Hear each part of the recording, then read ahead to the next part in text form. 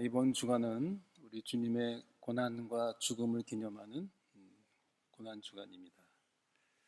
우리가 믿고 고백하는 우리 기독교 신앙의 중심에는 주님의 죽으심과 부활 사건이 자리 잡고 있습니다. 우리는 그것을 이제 복음이라고 말하죠. 그 중에서도 우리 기독교 신앙의 핵심은 그리스도의 고난과 죽으심 이라고 이렇게 말할 수 있습니다. 왜 그렇습니까?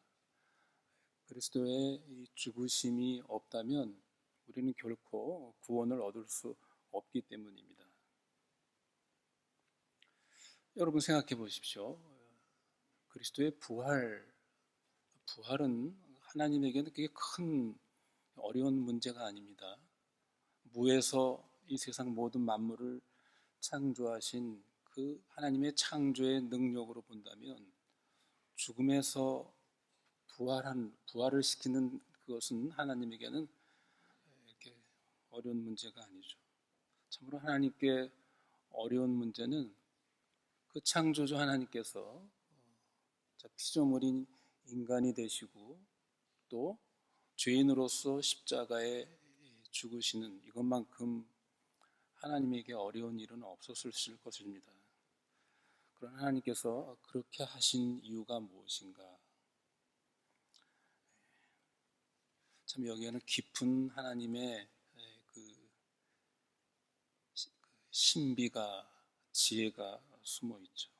우리는 사실 그것을 다 이해할 수 없습니다. 20세기 미국 문학에서 아주 독보적인 위치를 차지했던 그 플래너리 오코너라는 여류 작가가 있습니다. 오코너는 안타깝게도 39살에 불치병으로 일찍 죽었죠. 이 오코너에게 어떤 사람이 질문을 합니다. 당신이 쓴 소설의 의미를 몇 마디로 요약해 줄 수 있습니까? 라고 이렇게 부탁을 했을 때 이 오코너가 이렇게 대답했다고 그래요. 그걸 몇 마디로 말할 수 있을 것 같으면 뭐 때문에 소설을 썼겠습니까? 라고 이렇게 쏘아붙였다고 합니다. 여러분, 우리가 예수님의 이 십자가의 고난과 이 죽음의 그 의미를 생각할 때도 마찬가지입니다. 십자가의 죽음의 의미를 단 몇 마디로 우리가 설명할 수 있다고 한다면 하나님의 구원 역사가 그렇게 길 이유가 없는 것이죠. 성경이 그렇게 두꺼울 이유가 없었을 것입니다. 십자가는 죄인을 위한 구원하기 위한 하나님의 그 비밀 코드였고 놀라운 하나님의 지혜였습니다. 우리 그리스도인들이 사용하는 말 중에 십자가라는 말을 참 가장 많이 쓰는 말 중에 하나죠. 하지만 우리가 그 말을 그렇게 쓴다고 해서 그 의미를 다 이해하는 것은 사실 불가능합니다. 물론 우리가 십자가의 의미를 다 이해해야지만 구원을 받는 것은 아닙니다.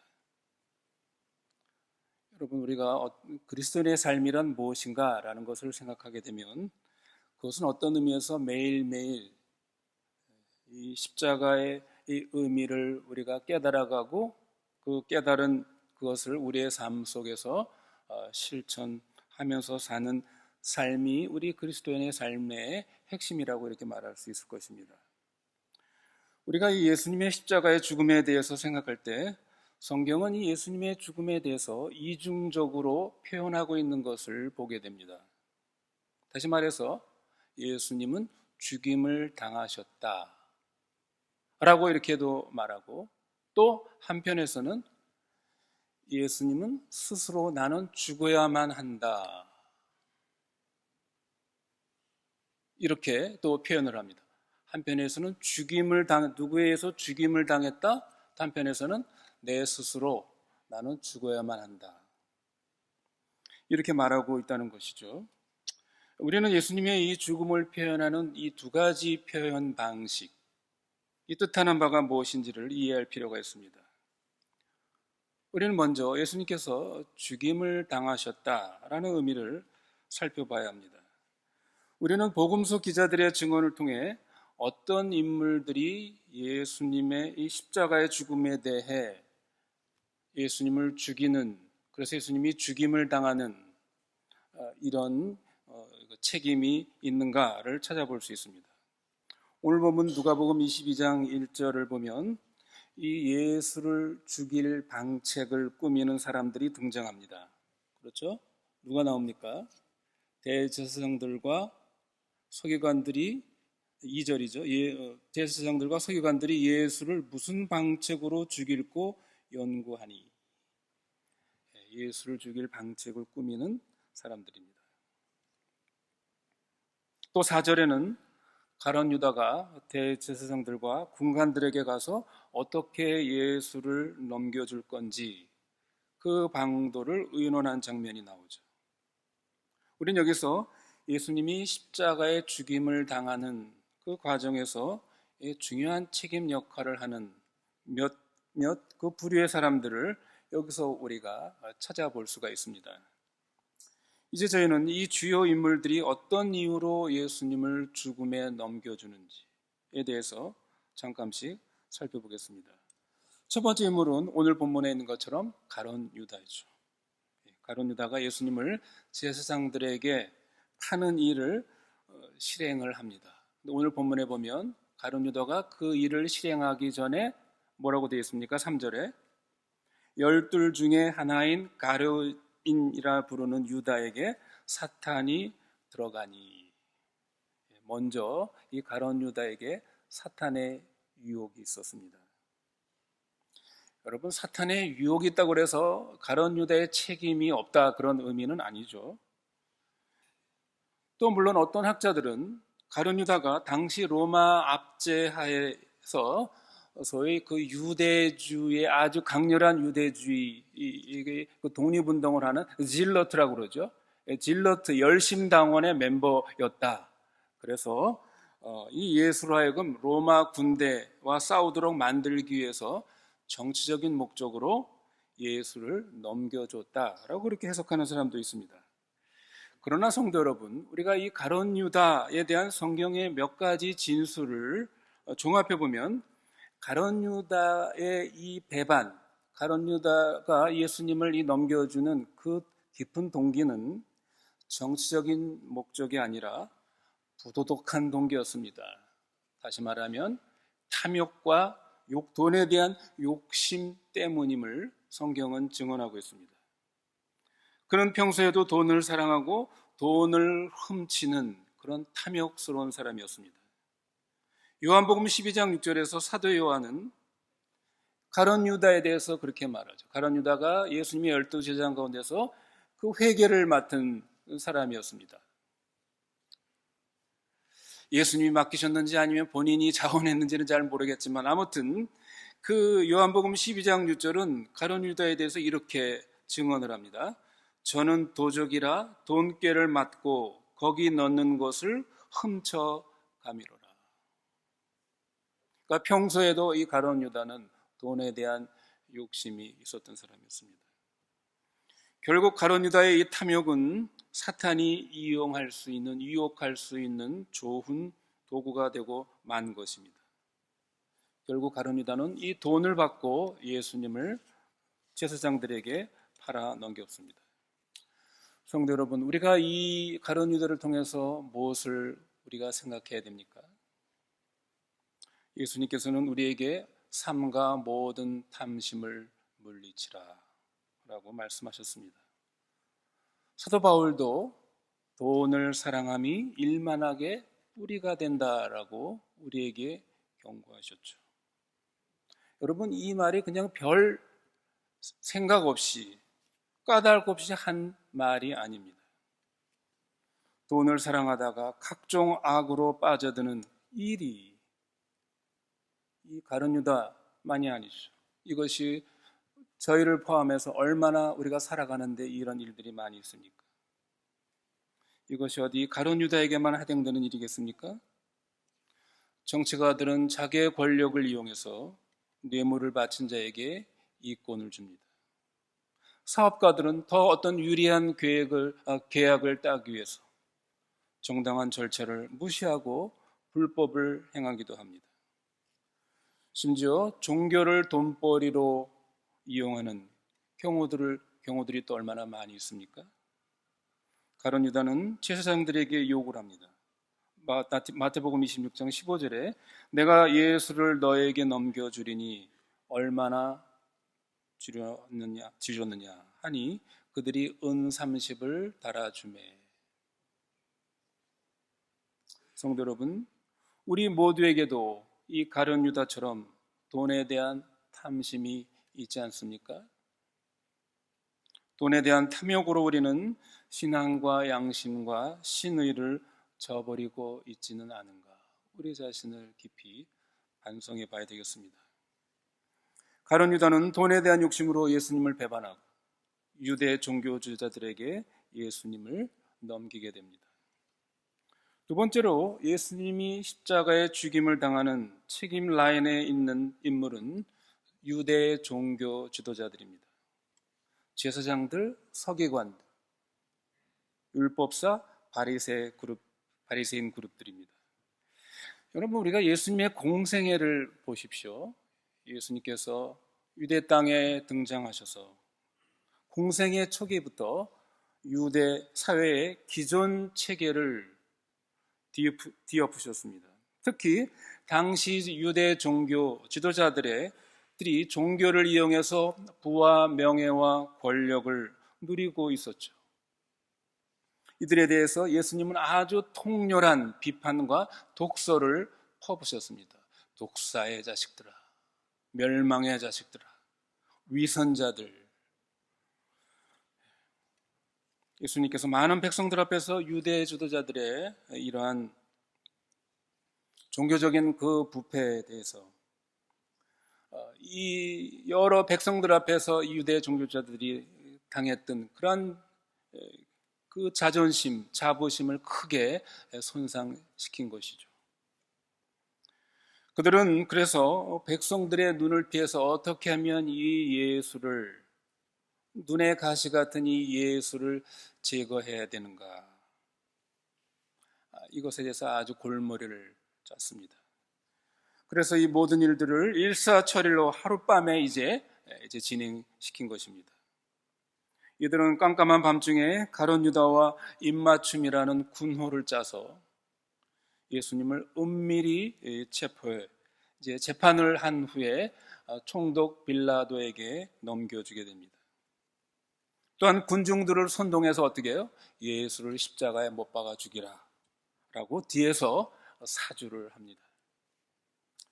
그런데 성도 여러분, 이들이 예수님을 이렇게 십자가라는 극형에 처하도록 요구한 이 유대 종교자들의 그 미움과 적개심은 도대체 어디로부터 오는 것인가 하는 것입니다. 물론 예수님이 말씀드린 것처럼 이들의 종교적인 위선과 타락을 신랄하게 비판하시고 또 유대 종교와 사회의 그 기존 체계를 뒤엎으셨기 때문에 그들 나름대로 이 예수를 제거해야 할 충분한 어떤 신학적이고 윤리적인 그 이유를 가지고 있었을 것입니다.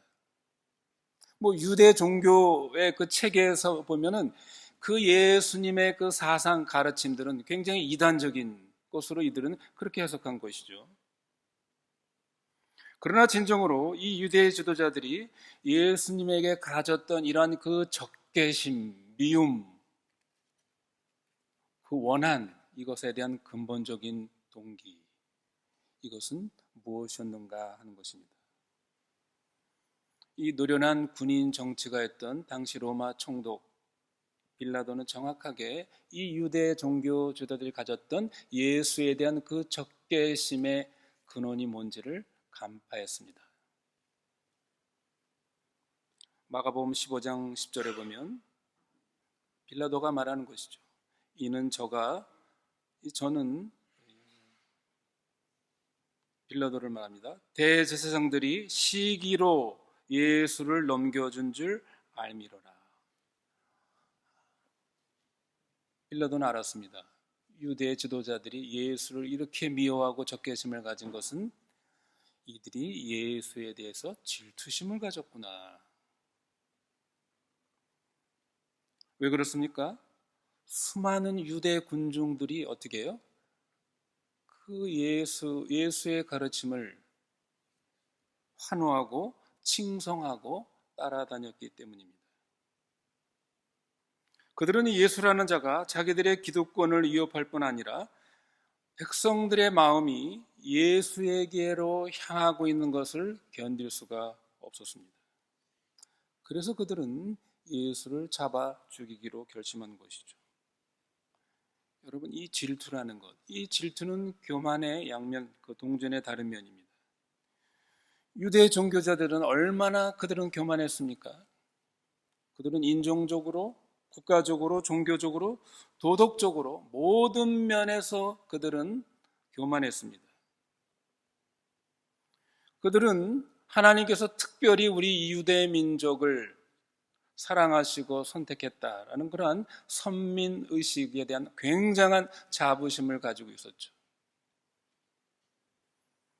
유대 민족, 유대 국가가 오랜 세월 동안 하나님의 택한 국가로서 그 긴 역사를 이들은 자랑했습니다. 또한 이런 국가 안에서 자신들의 지도적인 역할을 자랑했고 무엇보다도 그들의 종교적인 권위를 자랑을 했습니다. 그러니까 예수에 대한 그들의 경쟁은 본질적으로 권위에 대한 투쟁이었습니다. 왜 그렇습니까?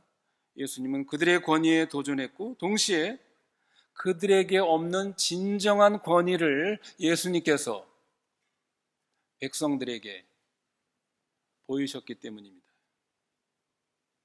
예수님은 유대 지도자들처럼 권위를 스스로 주장하지 않으셨습니다. 그럼에도 불구하고 많은 군중들은 예수님의 그 보이지 않지만 그 압도당하는 권위의 모든 군중들이 그 예수님을 추종한 것이죠.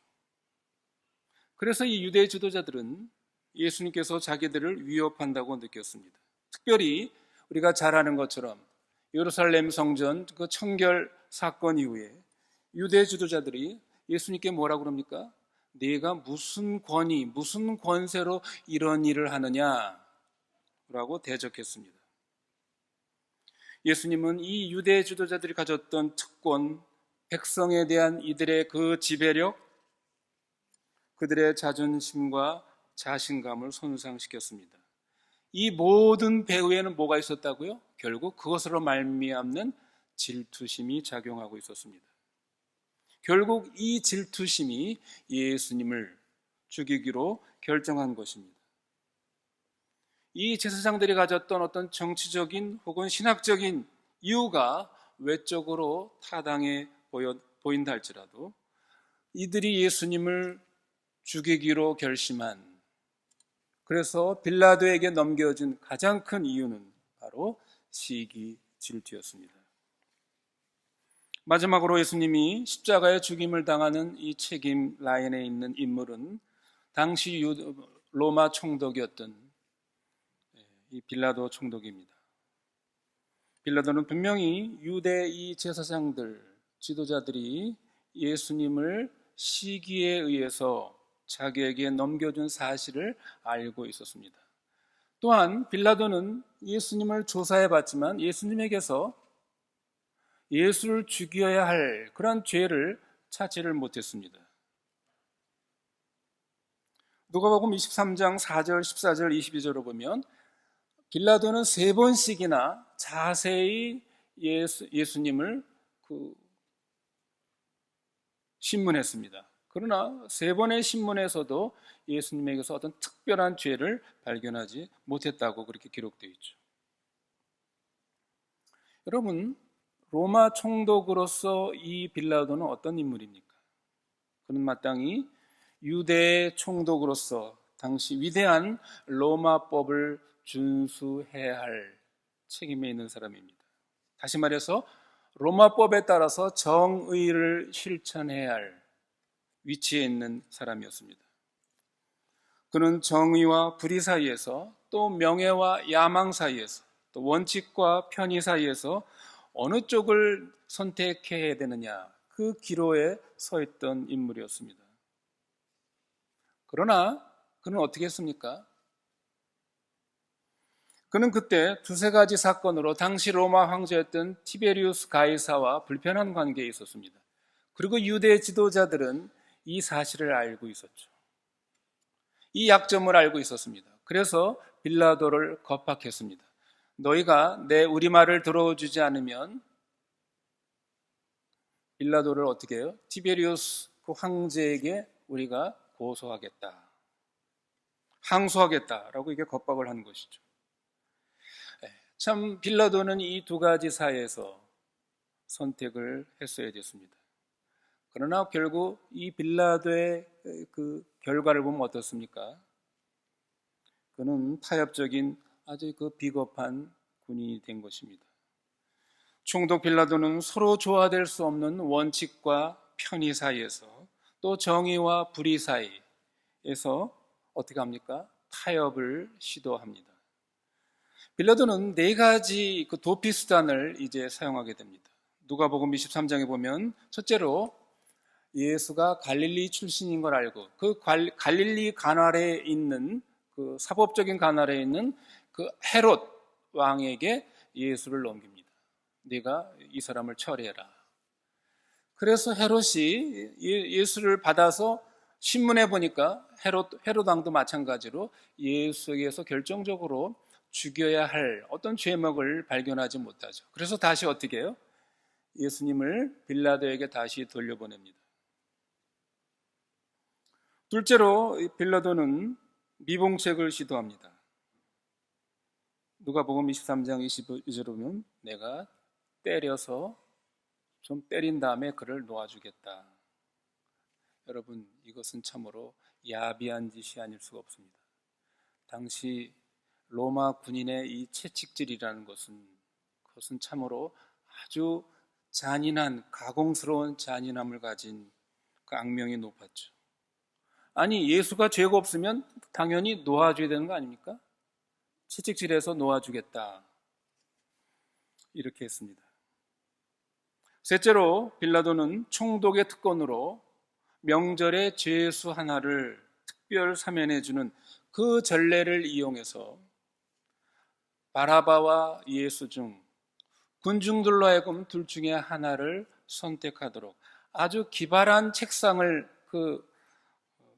함으로써 자신의 책임을 면하려고 했습니다.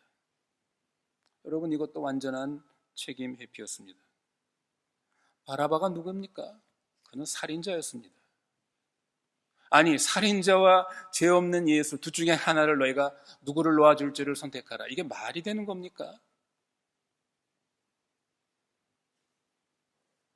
넷째로 그는 자기의 손을 씻으며 자신의 결백을 주장하면서 했습니다. 그러나 그 손이 마르기 전에 빌라도는 예수를 십자가에 못 박도록 명령을 합니다. 로마의 법을 수호하고 실행해야 할 이 로마 총독인 빌라도는 자기의 그 개인적인 이익 앞에서 두려움과 비겁함으로 타협을 한 것입니다. 예수님은 이런 사람들에 의해서 십자가의 그 극형에 넘기게 됩니다. 이들에 의해서 죽임을 당한 것이죠.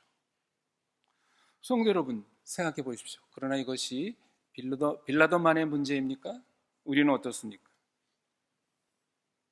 우리에게도 어떠한 이익의 문제에 직면했을 때 우리는 어느 쪽을 택하고 있습니까? 우리 속에도 이러한 빌라도와 같은 비겁함, 이중성이 있지는 않습니까? 빌라도를 정죄하면서 빌라도의 행동 속에서 그와 똑같은 우리 자신의 비겁한 행동을 보게 됩니다. 우리가 주님의 말씀을 순종해 갈 때 오는 여러 가지 고통과 어려움, 손해를 피하기 위해서 우리도 역시 우리의 편의를, 우리의 편리함을 그 핑계를 찾고 있지는 않습니까? 우리는 다른 사람에게 결단을 맡기기도 하고 또 마지못해 타협하는 쪽을 택하기도 하고 심지어 공적으로는 충성을 단언하면서도 동시에 마음속으로는 주님을 부인하는 일까지 하고 있지는 않은가. 그런데 성도 여러분, 우리가 예수님을 이 죽음에 넘기운 이런 책임 라인을 살피는 것은 단지 그들의 책임을 우리가 생각하고 그들에게 책임을 묻기 위한 것이 아닙니다. 사실은 그들만의 책임이 아니라 오늘 우리를 포함해서 모든 인류가 그들과 크게 다르지 않다는 것입니다. 성도 여러분, 생각해 보십시오. 만일 우리가 그 당시에 이 사람들의 위치에 있었다고 한다면 우리는 어떻게 했을까? 여러분 스스로에게 한번 질문해 보십시오. 우리도 역시 그들과 똑같이 행동하지 않았을까? 아니, 실제로 우리는 그렇게 했습니다. 우리의 삶을 여러분 한번 살펴보십시오.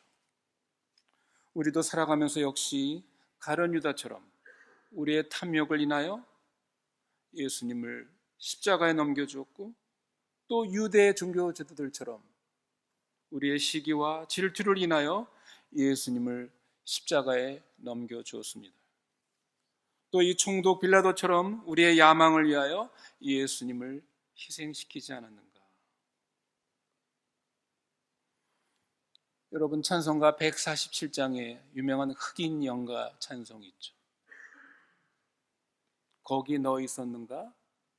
그때 주 십자가 못 박힐 때, 주님이 십자가에 못 박힐 때 그때 너 거기 있었는가?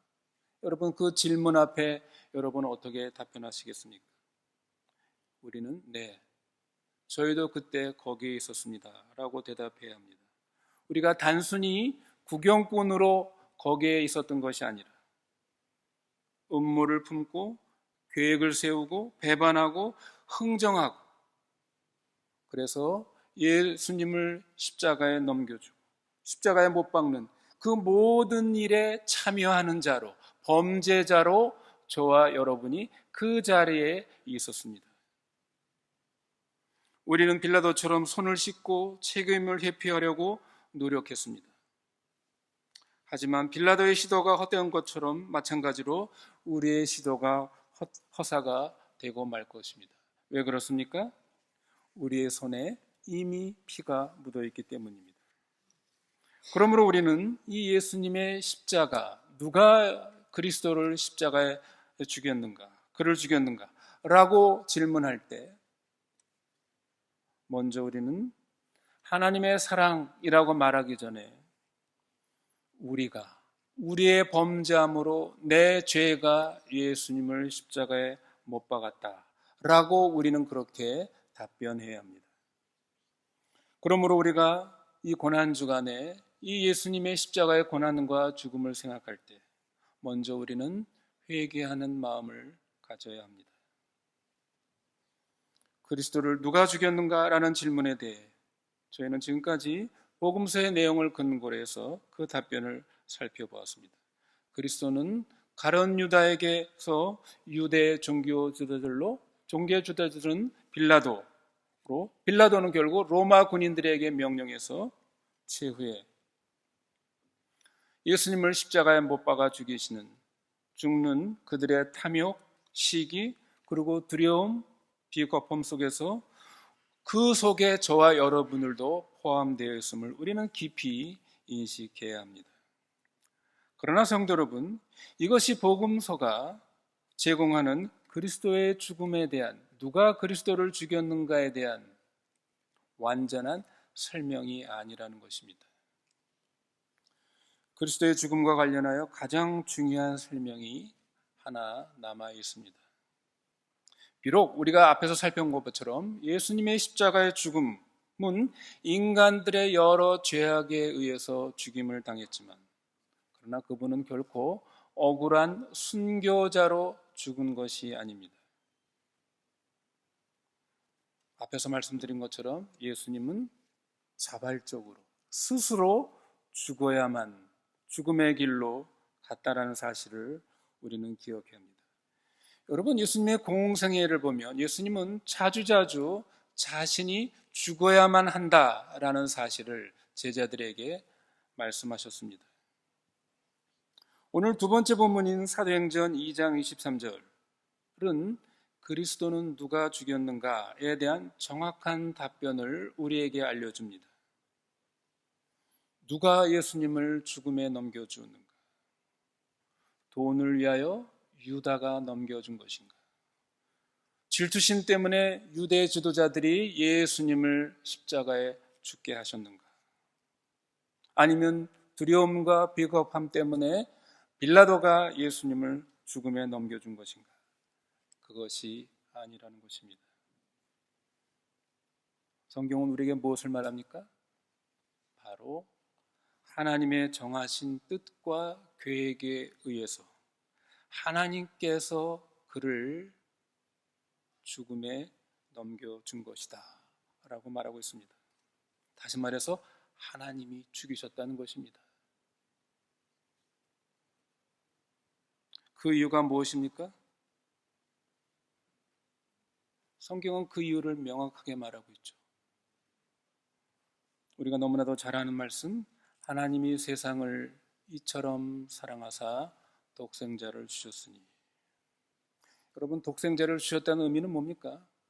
그로 하여금 그 독생자로 하여금 십자가에 죽도록 하셨다는 그런 의미가 들어있지 않습니까? 사도 요한은 요한일서 4장 10절에 이렇게 말하고 있습니다. 사랑은 여기 있으니 우리가 하나님을 사랑한 것이 아니요 오직 하나님이 우리를 사랑하사 우리 죄를 위하여 화목제로 그 아들을 보내셨습니다. 바울은 로마서 5장 8절에 또 이렇게 알려줍니다. 우리가 아직 죄인 되었을 때 그리스도께서 우리를 위하여 죽으심으로 하나님께서 우리에 대한 자기의 사랑을 확증하셨느니라. 하나님께서 자기의 아들을 죽이신 이유가 무엇이라고요? 우리에 대한 사랑 때문이었습니다. 여러분과 저에 대한 사랑이 하나님이 자기 아들을 십자가의 죽음에 넘기우신 것입니다. 물론 성자 하나님 예수님도 성부 하나님의 그 뜻에 기꺼이 자원해서 기쁨으로 순종하여 우리를 위하여 십자가에 죽음의 길을 스스로 가신 것입니다. 말씀을 맺겠습니다. 성도 여러분, 우리가 이 십자가를 바라보는 두 가지 관점을 우리가 동시에 갖는 것이 아주 중요한 것입니다. 우리가 인간의 차원에서 보면 어떻다고요? 유다가 예수님을 제사장에 넘겨주고 제사장은 그를 다시 빌라도에게 넘겨줬습니다. 그리고 빌라도는 그를 군병에게 넘겨주어 예수님을 십자가에 못 박아 죽였습니다. 하지만 다른 차원, 하나님의 차원에서 보면 어떻습니까? 성부 하나님께서 예수님을 내어주셨고 예수님께서도 기꺼이 우리를 위해 자기 자신을 내어주셔서 죽으신 것입니다. 그러므로 십자가를 대할 때 우리는 우리 자신에게 어떻게 얘기해야 됩니까? 주님, 내 죄가 당신을 십자가에 못 박아 죽였습니다. 내 죄가 당신을 십자가로 내보냈습니다. 라고 우리는 그렇게 말해야 합니다. 그러나 또한 우리는 이렇게 말해야 되는 것이죠. 하나님께서 그 일을 하셨습니다. 하나님의 사랑이, 우리를 향한 하나님의 사랑이 당신의 아들을 십자가에 못 박게 하셨습니다. 라고 우리는 말해야 합니다. 사도 베드로는 오늘 본문 사도행전 2장 23절을 통해서 이 두 가지 진리를 통합해서 설교를 했습니다. 그가 하나님의 정하신 뜻과 미리 아신 대로 내어준 바 되었거늘 라고 말하면서 또한 뭐를 말한다고요? 너희가 법 없는 자들의 손을 빌어 못 박아 죽였으나. 이렇게 베드로는 예수님의 죽음을 하나님의 계획과 동시에 인간의 그 악함, 인간의 죄의 결과로 돌렸습니다. 여러분, 이것은 우리에게 아주 중요한 그 의미를 말하고 있습니다. 십자가라는 건 결국 뭡니까? 인간의 죄에 대한 폭로입니다. 우리는 십자가를 볼 때 나와 여러분의 그 죄가 저 십자가에 달려있다라는 사실을 우리는 기억해야 합니다. 그러나 동시에 그 폭로된 인간의 죄악을 제압하신 하나님의 그 사랑의 계시, 은총의 승리를 또한 우리는 십자가를 통해서 보게 되는 것입니다. 성도 여러분, 주님의 이 십자가의 죽음과 고난과 죽음의 기간을 맞이해서 주님의 십자가의 죽음은 우리의 죄악 때문임을 우리는 깊이 기억해야 합니다. 그래서 우리의 탐욕과 시기와 이기심과 비겁함을 성찰하면서 회개하는 시간이 되어야 하겠습니다. 또한 이 주님의 십자가의 죽음은 죄인된 우리를 사랑하신 성부 하나님의 놀라우신 뜻과 계획에 의해서 우리를 사랑하신 그 동기에 의해서 되어진 사실임을 기억할 때 우리는 하나님의 은혜에 감사하고 찬미하는 이런 은혜를 받은 자로서 우리가 하나님 앞에서 어떻게 살아야 되는지 우리의 삶을 다시 한번 깊이 하나님 앞에서 점검하고 결단하는 그런 시간이 되어야 되겠습니다.